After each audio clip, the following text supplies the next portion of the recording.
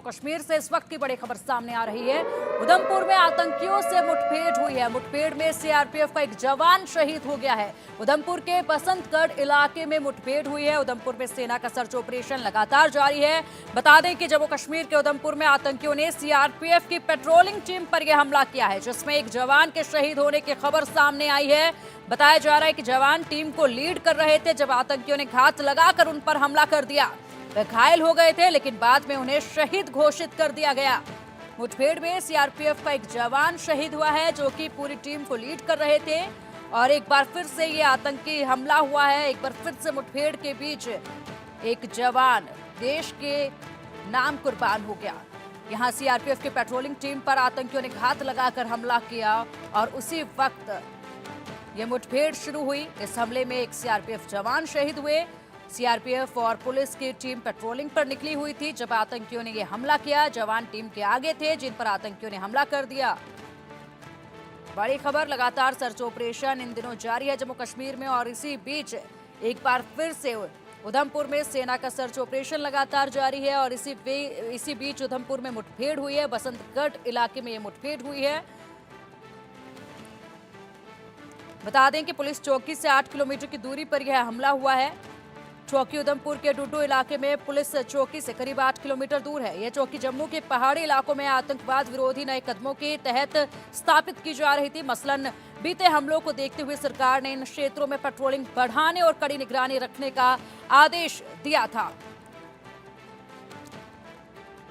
बताया जा रहा है कि हमला 3:30 पर यानी कि सुबह 7:30 बजे ये हमला हुआ था। करीब 3:30 बजे ये हमला हुआ था, जहां सीआरपीएफ और पुलिस की टीम पेट्रोलिंग के लिए निकली थी। इस हमले में सीआरपीएफ के इंस्पेक्टर कुलदीप कुमार शहीद हुए हैं। उधमपुर में आतंकवादी गतिविधियों में बढ़ोतरी देखी जा रही है। लगातार सर्च ऑपरेशन भी लगातार जारी है। और फिलहाल जम्मू क्षेत्र की जो स्थिति है वो काफी चिंताजनक है, क्योंकि यहाँ पर 80 से 90 आतंकवादी की घुसपैठ की खबरें मिली थी, इनपुट मिले थे। उसके बाद से लगातार सर्च ऑपरेशन जारी है। अलग अलग यूनिट्स बनाकर तैनात की गई हैं। ऐसे में 1 महीने बाद चुनाव होने वाले हैं, उसके मद्देनजर ये सर्च ऑपरेशन जो है वो काफी तेज होता भी नजर आ रहा है। और इसी बीच जो है उधमपुर के बसंतगढ़ में एक बार फिर से मुठभेड़ भी हुई है और पेट्रोलिंग के दौरान आतंकियों ने हमला किया है।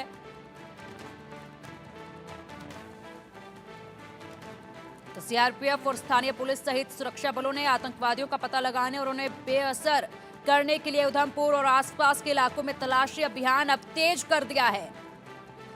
जवान इलाके की घेराबंदी करके आतंकियों की तलाश कर रहे हैं।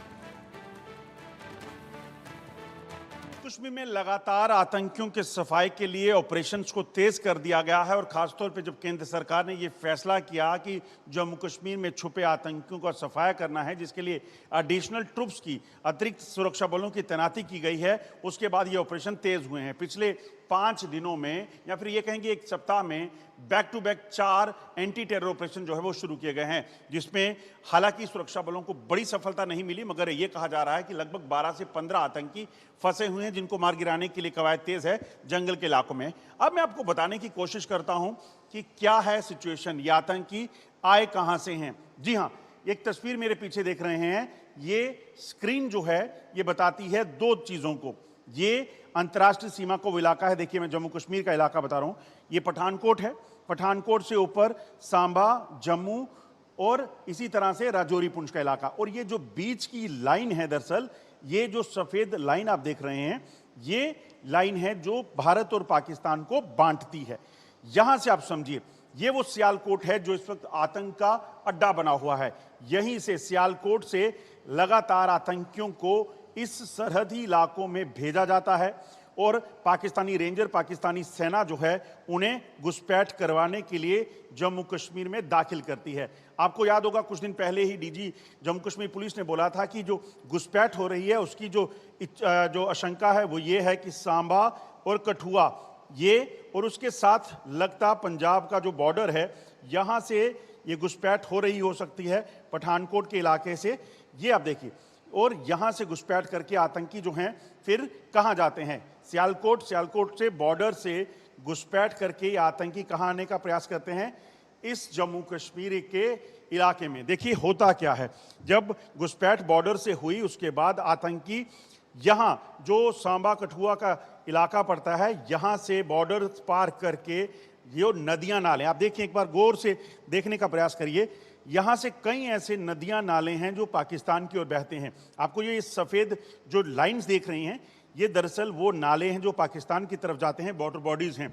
और इन वाटर बॉडीज़ से होते हुए या और किसी लूप होल से होते हुए, पंजाब से होते हुए ये आतंकी आते हैं ऊपर, यानी कि इस कठुआ ज़िले के ऊपर का इलाका मैं आपको बताता हूँ।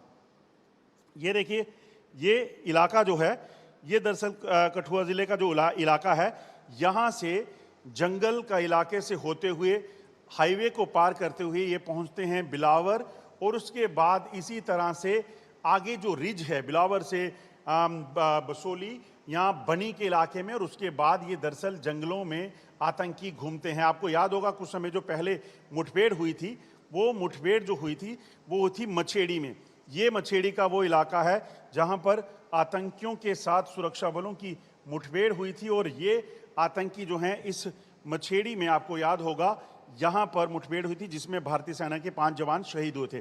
फिर ये आतंकी इस इलाके में सक्रिय रहे।